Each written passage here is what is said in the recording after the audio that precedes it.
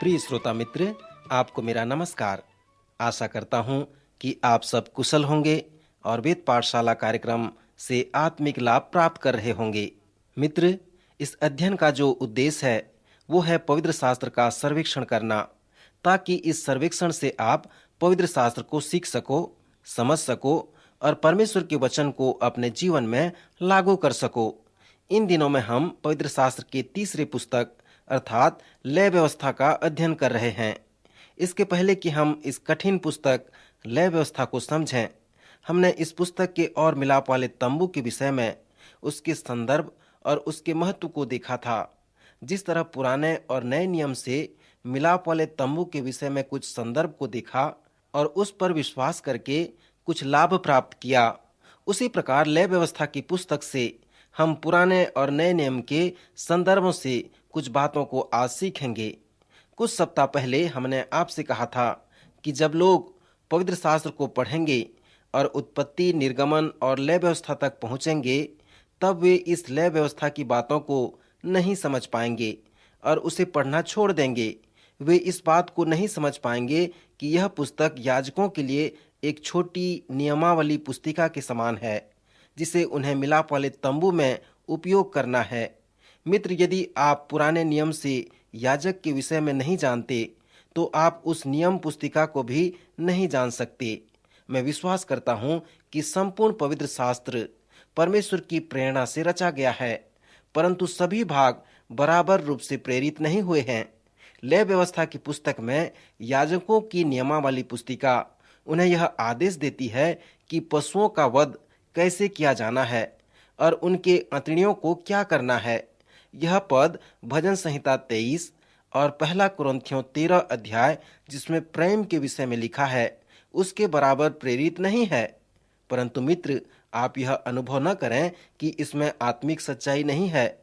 इस पुस्तक में बहुत ही आत्मिक सच्चाई है, जिसके कुछ बातों को हम देखेंगे। सर्वप्रथम हम इस पुस्तक का परिचय और उसके संदर्भों को देखेंगे। मित्र, आप इस बात को अपने मन में बसा लें कि याजकों का यह नियमावली पुस्तिका अनेक भागों में विभाजित है। अध्याय 1 से 7 तक याजकों के बलिदान को चढ़ाने के विषय में बताया गया है कि उन्हें कहां पर बलिदान चढ़ाना है। सो प्रथम 7 अध्याय बलिदान के विषय में बताते हैं। यह लय व्यवस्था की पुस्तक याजकों को न केवल यह बताती है कि उन्हें बलिदान कैसे चढ़ाना है, परंतु उन सभी प्रकार के बलिदानों के अर्थ को भी उन्हें बताती है। यद्यपि यह बलिदान प्रभु यीशु मसीह के बलिदान द्वारा पूरा होता है, जो परमेश्वर का मेमना है, जिसने जगत के सारे पापों को अपने ऊपर उठा ले गया।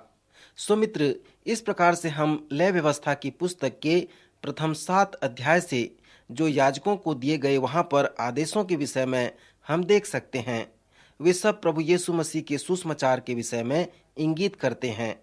फिर अध्याय 8, 9 और 10 में याजकों के उन महत्वपूर्ण आदेशों के विषय में बताए गए हैं। ये आदेश बताते हैं कि याजक और मनुष्यों को कहाँ रहना चाहिए। याजकों को अपना स्तर बनाए रखने की आवश्यकता थी। सो इस तरह से इन अध्यायों में हम बहुत ही सुंदर आत्मिक सच्चाइयों को देखते हैं। फिर अध्याय 11 से 22 तक हम इस पुस्तक के केंद्र अर्थात मध्य भाग को देख सकते हैं। इस भाग को मैं पवित्रीकरण कहता हूँ। परमेश्वर के चुने हुए लोग पवित्र थे, क्योंकि उनका परमेश्वर भी पवित्र था। अध्याय 11 से 22 तक इस बात के विषय में अधिक बताया गया है कि परमेश्वर के लोग अलग किए हुए लोग थे। पवित्र शब्द का अर्थ है कि जो परमेश्वर का है, अर्थात वे लोग परमेश्वर के लोग थे। वे परमेश्वर की संतान थे। क्या आपने अपने बच्चों को कभी कुछ कहा है जब वे घर छोड़कर कहीं और चले जाते हों? आप स्मरण करें कि आप उस परिवार के एक विशेष व्यक्ति हैं। आप अपने आप को इस तरह से प्रदर्शित करते हैं कि वे आपके बच्चे हैं। यही बात हमारा स्वर्गीय पिता भी लय व्यवस्था की पुस्तक में संसार के सभी लोगों से कहता है। यहाँ पर वह कहता है, पवित्र बनो क्योंकि मैं पवित्र हूँ। तुम मेरे लोग हो। तुम लोग इस तरह से अपने आप को प्रदर्शित करो कि तुम मेरी प्रजा हो। सो श्रोता मित्र, इस पुस्तक के 11वें अध्याय से 22वें अध्याय तक हम उन विशेष बातों को देखते हैं कि परमेश्वर के लोग अलग किए हुए लोग हैं, विशिष्ट लोग हैं और पवित्र लोग हैं। यहाँ पर जो व्यवस्था थी वो प्रतिदिन उपयोग में आने वाली थी और वो सारी व्यवस्थाएं एक शब्द पर आधारित थीं और वो है पवित्रता। अर्थात जो लोग इस पवित्रता का अनुभव किए हैं वे लोग ही परमेश्वर के लोग कहलाते हैं।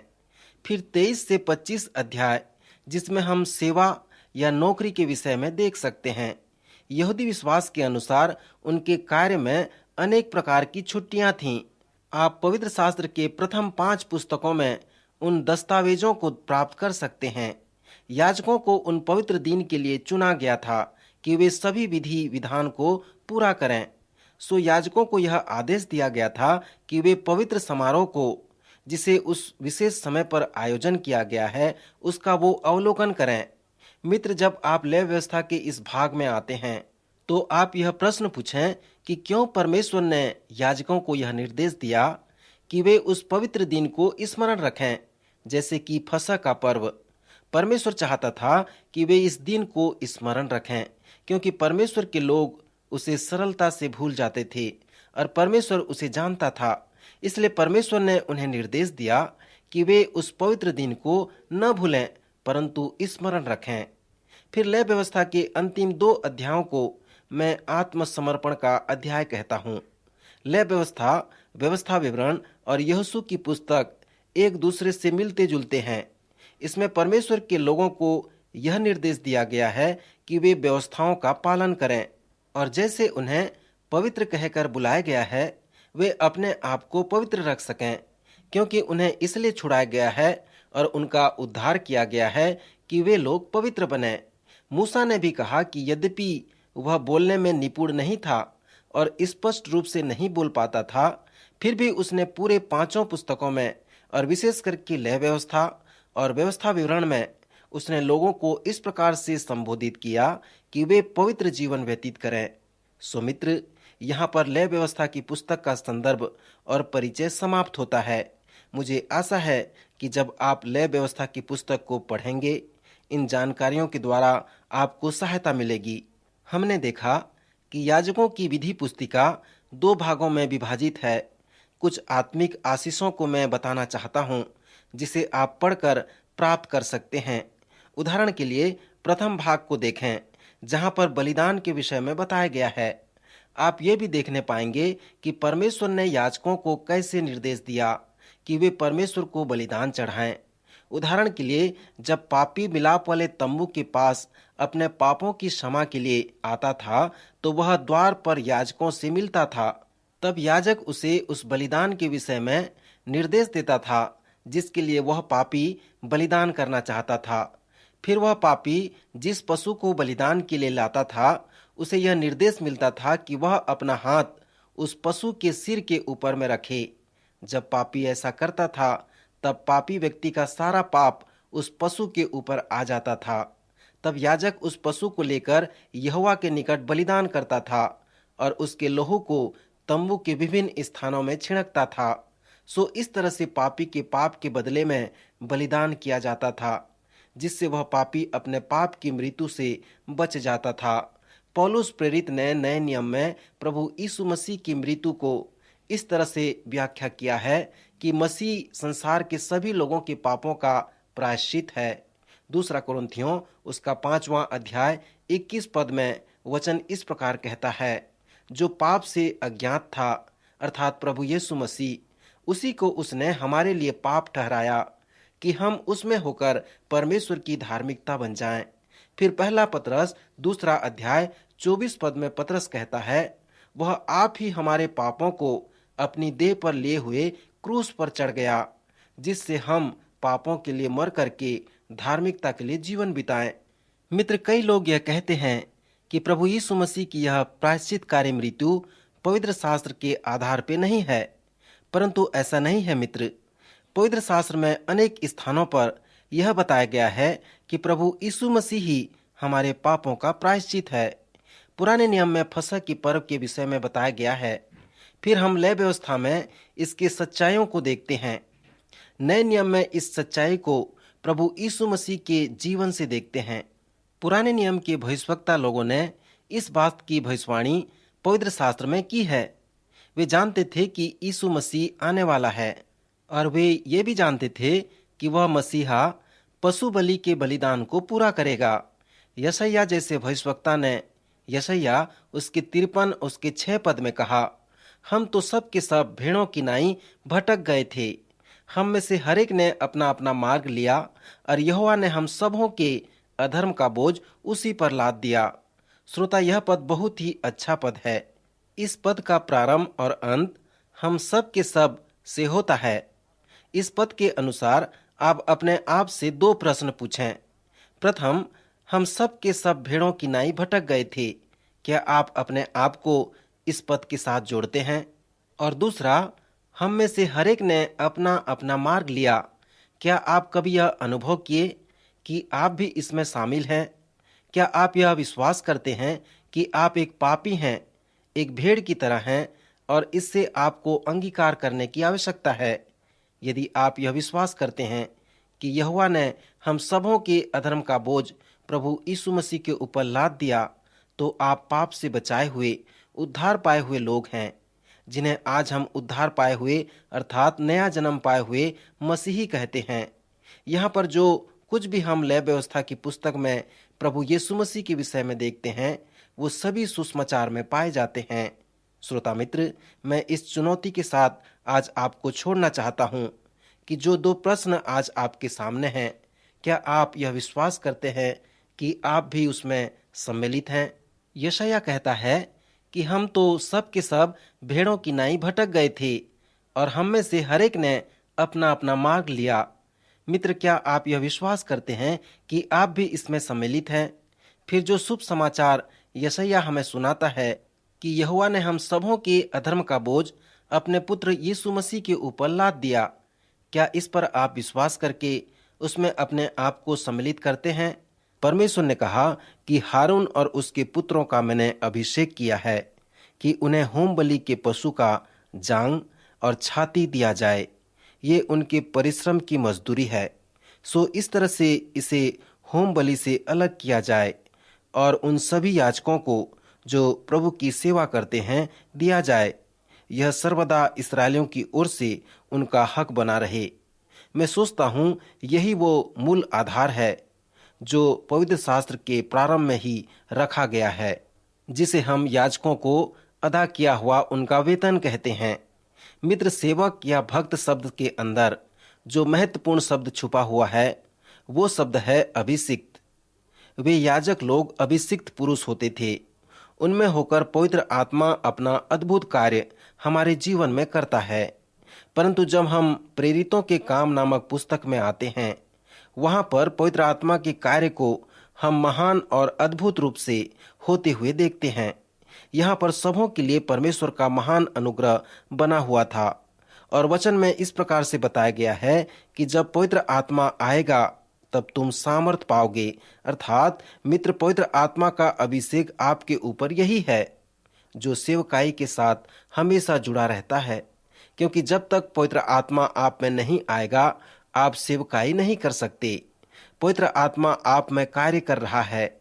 इसका प्रमाण यह है कि आप में आत्मा का फल प्रेम, आनंद, मेल, धीरज और वो सभी आत्मा के 9 फल आप में होने चाहिए। परंतु पवित्र आत्मा आप में होकर कार्य कर रहा है, वह कहलाता है पवित्र आत्मा का वरदान। नए नियम में लगभग 21 आत्मा के वरदान बताए गए हैं। पवित्र आत्मा हमारे मध्य में भी कार्य करता है। वचन कहता है, जहां 2 या 3 मेरे नाम से उपस्थित रहते हैं, वहां मैं भी उनके बीच में होता हूं। पवित्र आत्मा के कार्य को विभिन्न अवस्थाओं में वर्णन किया गया है। पुराने नियम में याजक लोग इस बात का अनुभव करते थे कि आत्मा के अभिषेक का कार्य हम में छुपा हुआ है। यह केवल नए नियम का संकल्प नहीं है, परंतु यह पुराने व नए दोनों का है। बलिदान किए हुए पशु के लहू को याजकों के कान, हाथ और पैर के अंगूठों में लगा दिया जाता था, जो याजकों के लिए इस बात का प्रतीक था कि तुम पवित्र लोग हो और तुम्हें लोगों को पवित्रता की ओर अगुवाई करने की आवश्यकता है, क्योंकि तुम कोई साधारण लोग नहीं हो। तुम्हें बुलाया गया है और तुम्हारा अभिषेक किया गया है। तुम जो कुछ भी सुनते हो वो पवित्र आत्मा द्वारा अभिषेक किया हुआ है।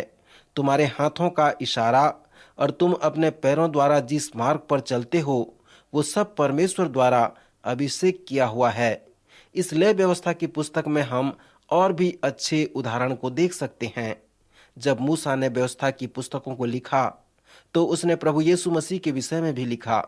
नए नियम में जब प्रभु यीशु मसीह ने एक कोढ़ी को चंगा किया तो उसने कोढ़ी से कहा, जाकर अपने आप को याजक को दिखा। मित्र, यहाँ पर प्रभु यीशु ने क्यों ऐसा कहा? क्योंकि लय व्यवस्था की पुस्तक में आप इस प्रकार के आदेशों को प्राप्त कर सकते हैं। उस समय कोढ़ी लोग लोगों के लिए समस्या का कारण थे। ये कोढ़ की बीमारी को छूत की बीमारी मानते थे, इसलिए कोढ़ियों का जीवन बहुत ही दयनीय था। परंतु यदि कोढ़ी शुद्ध होकर चंगा हो जाता था तो पुराने नियम में यह इतना संभव नहीं था, किंतु यह संभव हो सकता था क्योंकि यह नामान कोढ़ी के साथ हुआ था। परमेश्वर चंगा करने वाला परमेश्वर है और पुराने नियम के समय में भी उसने चंगाई के कार्य को किया। यद्यपि इस चंगाई के कार्य को वह प्रभु यीशु मसीह के द्वारा करवाता है। परमेश्वर पिता ने मूसा के द्वारा ऐसा प्रबंध किया कि कोढ़ी लोग चंगाई को प्राप्त करें। जब तक कोढ़ी चंगा नहीं हो जाता था, तब यदि कोई व्यक्ति उसके पास में जाता था तो वह कोढ़ी अपवित्र अपवित्र कहकर चीखता रहता था और लोग यह सुनकर उसके पास से तुरंत भाग जाते थे। सो मित्र, कोढ़ियों के विषय में थोड़ा विचार करें कि कैसे वे अकेलेपन और दयनीय दशा की स्थिति में जीवन व्यतीत करते थे। परंतु जब कोढ़ी अपने कोढ़ से चंगाई प्राप्त कर लेता था तो जब तक वह अपने आप को याजकों को न दिखा लेता था तो वह अपना घर और किसी भी सामाजिक त्योहार में लोगों के साथ नहीं मिलता था। लय व्यवस्था के 14वें अध्याय में हम एक और समारोह के विषय में देखते हैं जिसे याजक लोग संपन्न किया करते थे, जिसमें यह सूचित किया जाता था कि कोढ़ी शुद्ध हो गया है। तब वह कोढ़ी लोगों के बीच में मिला दिया जाता था। इस समारोह में जिन वस्तुओं की आवश्यकता थी वो थी मिट्टी का पात्र, देवदारू की लकड़ी, लाल रंग का कपड़ा और शुद्ध एवं जीवित पक्षी। जब याजक को यह पूर्ण निश्चय हो जाता था कि कोढ़ी शुद्ध हो गया है, तब वह यह आज्ञा देता था कि 2 शुद्ध व जीवित पक्षी लाया जाए और एक पक्षी को बहते हुए जल के ऊपर मिट्टी के पात्र में बलि किया जाए और पक्षी के लहू को बहते हुए जल के ऊपर डुबा दिया जाए और कोढ़ से शुद्ध ठहरने वाले व्यक्ति पर 7 बार छिड़क कर उसको शुद्ध ठहराए। मेरे मित्र, यह आपके लिए घृणास्पद हो सकता है, पर मैं सोचता हूं कि परमेश्वर इस समारोह के द्वारा कुछ अच्छे चिन्ह हमें बताना चाहता है कि जब वह जीवित पक्षी को जो बहते हुए जल के ऊपर डुबा दिया गया है उसे निकालकर कोढ़ से शुद्ध हुए व्यक्ति पर 7 बार छिड़कता है और उसे शुद्ध ठहराता है, तब उस जीवित पक्षी को मैदान में छोड़ दिया जाए। मित्र, इस चिन्ह का अर्थ आप क्या समझते हैं? प्रत्यक्ष रूप से लय व्यवस्था की पुस्तक का यह संकेत रूपकात्मक रूप से प्रभु यीशु मसीह के सुसमाचार का प्रतीक है। सर्वप्रथम यहाँ पर कोढ़ी पर लागू होने वाले अनेक प्रयोग हैं। पानी इस बात को प्रकट करता है कि कोढ़ी अपने कोढ़ से शुद्ध हो गया है। देवदारू की लकड़ी इस बात का प्रतीक था कि याजक लोग यह विश्वास करते थे कि उसके शरीर में अब फिर दोबारा कोढ़ नहीं प्रवेश करेगा। जब दूसरे जीवित पक्षी को खुले मैदान में उड़ाने के लिए छोड़ दिया जाता था, जो यह दर्शाता था कि कोढ़ी को अब अपने कोढ़ से स्वतंत्रता मिल गई है। मित्र, कोढ़ियों के शुद्ध होने के विषय में हम यह सीखते हैं कि यहाँ पर प्रत्यक्ष रूप से प्रभु यीशु मसीह के सुसमाचार के विषय में वर्णन किया गया है। यहाँ पर जो पात्र है वह यीशु मसीह के देह धारण के विषय में बताती है, अर्थात परमेश्वर मनुष्य बन गया और परमेश्वर अपने में देह धारण किया, मिट्टी का पात्र बन गया और इस संसार में आकर हम सबों के पापों के लिए क्रूस पर बलिदान हो गया। उस मिट्टी के पात्र के ऊपर बलि किया हुआ पक्षी प्रभु यीशु मसीह के देह धारण और कलवरी के क्रूस में अनेक बलिदान को यह दर्शाता है। और वो दूसरा पक्षी जिसे खुले मैदान में छोड़ दिया गया वह प्रभु यीशु मसीह के पुनरुत्थान के विषय में दर्शाता है। नए नियम के अनुसार यहाँ पर सुसमाचार के विषय में 2 सच्चाइयाँ हैं और वो है प्रभु यीशु मसीह की मृत्यु और उसका पुनरुत्थान। प्रभु यीशु मसीह की मृत्यु सुसमाचार का आधा भाग और उनका पुनरुत्थान सुसमाचार का आधा भाग है। प्रभु यीशु मसीह की मृत्यु हमें बताती है कि हम कैसे पापों से क्षमा प्राप्त कर सकते हैं, और प्रभु यीशु का पुनरुत्थान बताता है कि कैसे हम मुर्दों में से जी उठे प्रभु के साथ संगति कर सकते हैं। सो मित्र, इस प्रकार से लय व्यवस्था के 14वें अध्याय से हम सुसमाचार के 2 सच्चाइयों को देख सकते हैं। फिर लय व्यवस्था के अंतिम अध्याय में हम मूसा के भव्य प्रचार को देखते हैं।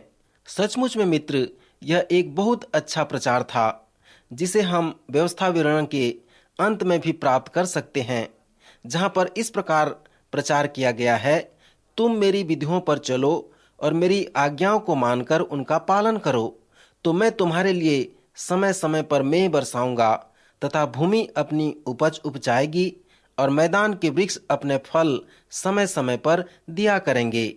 यहाँ तक कि तुम दाख तोड़ने के समय भी दावनी करते रहोगे और बोने के समय भी भरपेट दाख तोड़ते रहोगे, और तुम मनमानी रोटी खाया करोगे और अपने देश में निश्चिंत बसे रहोगे, और मैं तुम्हारे देश में सुख चैन दूंगा और तुम सोओगे और तुम्हारा डराने वाला न होगा, और मैं उस देश में दुष्ट जंतुओं को न रहने दूंगा, और तलवार तुम्हारे देश में न चलेगी, और तुम अपने शत्रुओं को मार भगा दोगे और वे तुम्हारी तलवार से मारे जाएंगे, और तुम में से 5 मनुष्य 100 को और 100 मनुष्य 10,000 को खदेड़ेंगे, और मैं तुम्हारे मध्य चला फिरा करूंगा। मैं तुम्हारा परमेश्वर बना रहूंगा और तुम मेरी प्रजा बने रहोगे। सो यह मूसा के प्रचार का नमूना है, जिसमें यह आह्वान दिया गया कि वे परमेश्वर की आज्ञाओं को मानें और उसका पालन करें और आशीषें प्राप्त करें। उसके बाद फिर आप मूसा के विस्मयकारी प्रचार को भी देख सकते हैं, जिसमें उसने कहा, यदि तुम मेरी न सुनो और इन सब आज्ञाओं को न मानो और मेरी विधियों को निकम्मा जानोगे, मेरी वाचा को तोड़ोगे, तो मैं तुमको बेचैन करूंगा और क्षय रोग और ज्वर से पीड़ित करूंगा, और इनके कारण तुम्हारी आंखें धुंधली हो जाएंगी और तुम्हारा मन अति उदास होगा। तुम्हारा बीज बोना व्यर्थ होगा, क्योंकि तुम्हारे शत्रु उसकी उपज खा लेंगे, और मैं भी तुम्हारे विरुद्ध हो जाऊंगा। तुम अपने शत्रुओं से हार जाओगे और तुम्हारे बैरी तुम्हारे ऊपर अधिकार करेंगे, और जब कोई तुमको खदेड़ता भी न रहेगा, तब भी तुम भागोगे। और यदि तुम इन बातों के उपरांत भी मेरी न सुनो, तो मैं तुम्हारे पापों के कारण तुम्हें 7 गुनी ताड़ना और दूंगा। मैं तुम्हारे नगरों को उजाड़ करूंगा और तुमको जाति जाति के बीच तितर बितर करूंगा, और तुम में से जो बचे रहेंगे उनके हृदय में मैं कायरता उपजाऊंगा, और वे पत्ते के खड़कने से भी भाग जाएंगे, और वे ऐसे भागेंगे जैसे कोई तलवार से भागे, और किसी के बिना पीछा किए भी वे गिर पड़ेंगे। मित्र, जब वे परमेश्वर के वचन का पालन करते थे, तब परमेश्वर उन्हें आशीष देता था, परंतु जब वे आज्ञा पालन नहीं करते थे, तब वे परमेश्वर की आशीषें नहीं प्राप्त कर पाते थे। फिर आप लय व्यवस्था की पुस्तक में पुरुषगामी के विषय में भी पाएंगे, जिसे पवित्र शास्त्र में बिल्कुल मना किया गया है। मूसा ने भी इसकी निंदा की है। साथ ही साथ उसने जादू टोना, भाग्य, किस्मत, इन सभी बातों की निंदा की है। मूसा के नियम बहुत सारे थे, क्योंकि यहूदी लोग पवित्र लोग कहलाते थे, और लय व्यवस्था की पुस्तक में पवित्रता का मुख्य स्थान था। सो मित्र, अंत में इस पुस्तक का सार यह है कि यहोवा परमेश्वर कहता है, पवित्र बनो, क्योंकि मैं पवित्र हूँ। सो मित्र, आज के वचन के द्वारा प्रभु आपको आशीष दे, आपकी सहायता करे।